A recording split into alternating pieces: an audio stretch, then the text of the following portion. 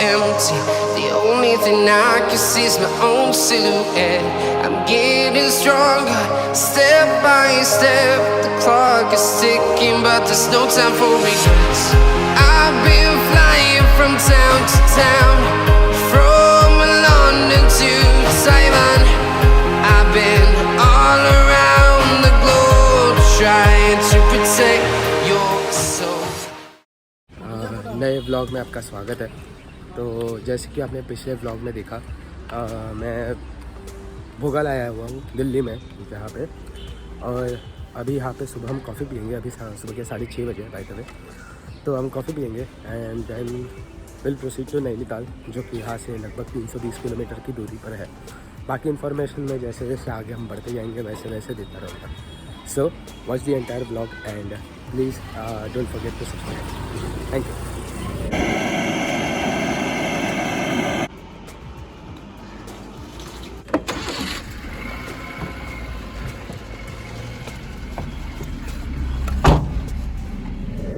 तो ब्रेकफास्ट होने के बाद हम निकलते हैं हमारे नैनीताल के सफ़र के लिए, जहाँ पे सबसे पहले हम पहुँच जाते हैं ISBT कश्मीरी गेट, जहाँ से हमारी बस होती है नैनीताल के लिए। तो हम न्यू दिल्ली से गढ़मुक्तेश्वर से मुरादाबाद, रामपुर, रुद्रपुर, हल्द्वानी होके हम भीमताल पहुँच जाते हैं। ये जर्नी कवर करने के लिए हमें लगभग 10 से 11 घंटे लगते हैं। तो दरअसल हुआ ऐसा कि हमारे सामने जो गाड़ी थी उसको एकदम से आग लग गई और लगभग 2 से 3 घंटे लग गए ये सारी चीज़ निपटाने को। तब तक हम वहीं पे लटके हुए थे। ये ऐसा स्विमिंग पूल है और अभी हम यहाँ से ऊपर जा रहे हैं, और ये थोड़ा सा रेस्टोरेंट एरिया है, काफ़ी ज़्यादा अच्छा है। अभी कोई है नहीं यहाँ पे।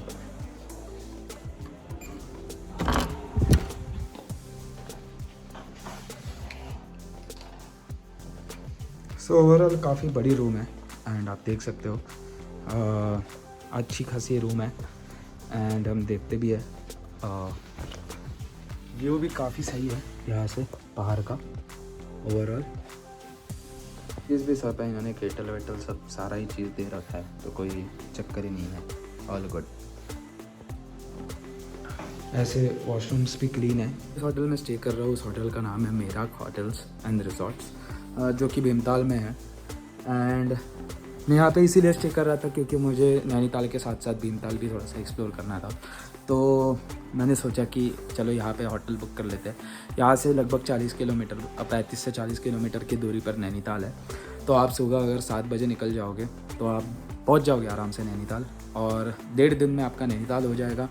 एंड फिर आप यहाँ पे आके 1 दिन रह सकते हो भीमताल में। तो ये ऐसा होटल है, काफ़ी अच्छा होटल है।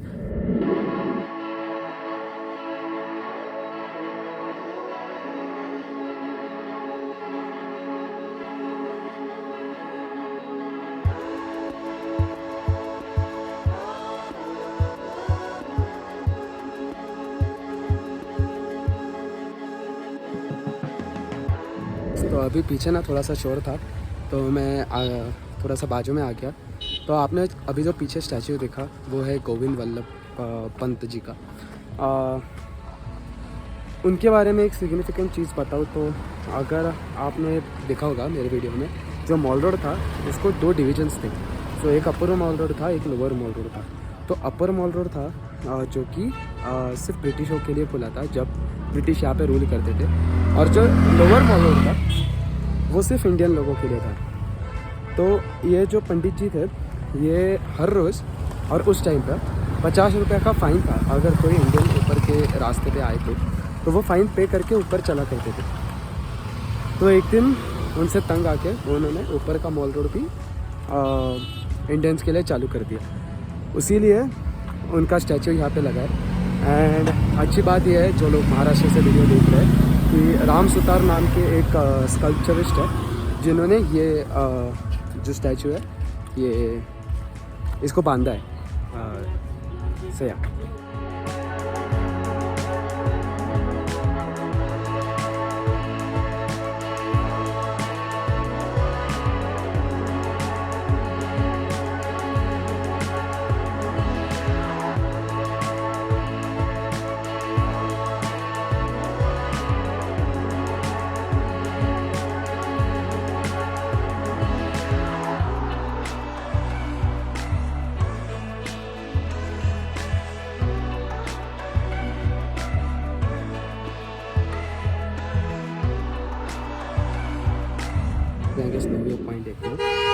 जहाँ पे काफ़ी सारी एक्टिविटीज़ भी होती है, जैसे कि 360 व्यू एंड उसके साथ साथ बाकी सारे एडवेंचर एक्टिविटीज़ भी होती है, गो कार्टिंग वगैरह वगैरह।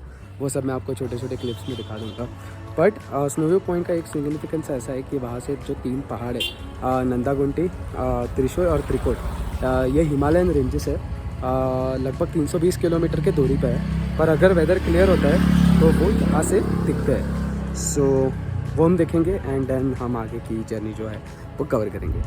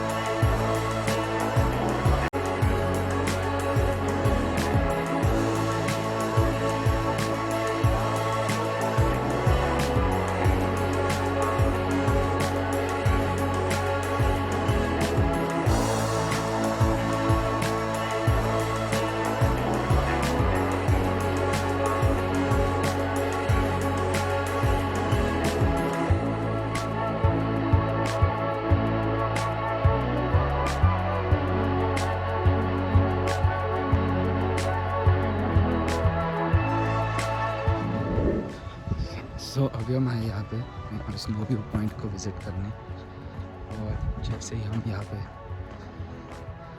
आज वेदर वैसे काफ़ी क्लियर है।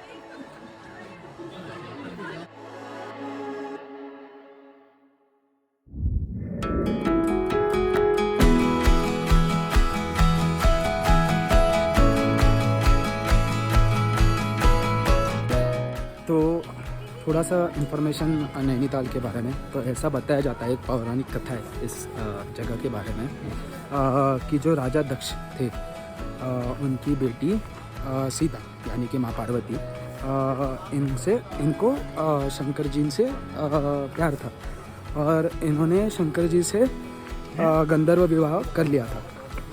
बट ये चीज़ दक्ष को ज़्यादा पसंद नहीं थी, क्योंकि राजा दक्ष जो थे वो ब्रह्मा के पुत्र थे, और वो काफ़ी ज़्यादा प्रिंस और रॉयल फैमिली से बिलोंग करते थे।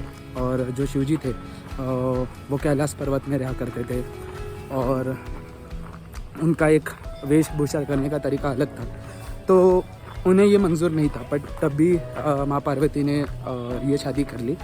इसके बाद दक्ष ने जो है वो एक बड़ा यज्ञ का आयोजन किया, जो कि कनखल नाम का शहर है यहाँ पे ही उत्तराखंड में, वहाँ पे, और सारे देवताओं को बुलाया, पर माँ सीता को नहीं बुलाया। बट उसके बाद हुआ ऐसा कि जो सीता माँ थी, उनको ऐसा लगा कि यार मैं तो उनकी बेटी हूँ, तो मुझे क्यों ही बुलाने की ज़रूरत पड़ेगी, तो वो चली गई। बट बात ऐसी हुई कि जब वो वहाँ पे पहुँची तब उसको पता चला कि राजा दक्ष जो थे, उनसे जो शिव थे उनका एक इंसल्ट हो रहा है, और ये चीज़ माँ सीता को हज़म नहीं हुई। तो जो यज्ञ चल रहा था उसी में ही उन्होंने अपनी आहुति दे दी। बट इसके बाद जो शंकर जी थे वो बड़े क्रोध में आ गए, और वो तांडव करते करते हुए यहाँ पे आ गए।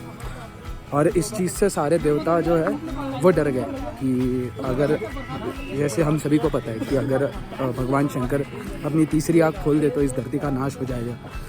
तो सारे जो देव देवता थे वो विष्णु जी के पास चले गए और विष्णु जी को उन्होंने बहुत ज़्यादा रिक्वेस्ट किया कि आप कुछ करो इस के बारे में।